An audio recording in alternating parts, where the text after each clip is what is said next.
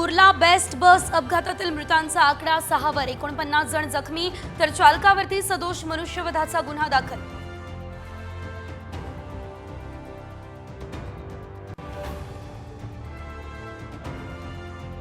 बस अपघातानंतर कुर्ला स्टेशन बाहेरील बेस्ट बस थांबा बंद, खबरदारीचा उपाय म्हणून हा निर्णय।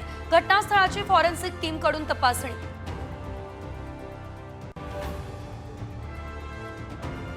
फडणवीस सरकारच्या मंत्रिमंडळाचा 14 डिसेंबरला विस्तार, साम टीव्हीला सूत्रांची माहिती। राष्ट्रवादीच्या 8 तर शिंदे गटाच्या 11 संभाव्य मंत्र्यांची यादी सामकडे।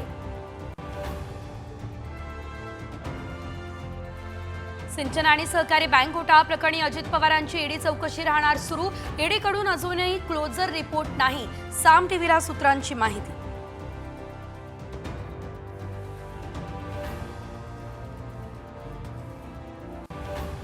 शरद पवार यांचे पराभूत उमेदवार दिल्लीमध्ये आज शरद पवार यांच्यासोबत बैठकीची शक्यता।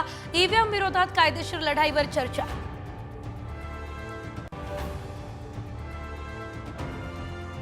आज मार्कडवाडीमध्ये महायुती आणि महाविकास आघाडी असा सामना रंगणार। भाजपा आमदार सदाभाऊ खोत, गोपीचंद पडळकर हे मार्कडवाडीला जाणार तर नाना पटोले सुद्धा ग्रामस्थांची घेणार भेट।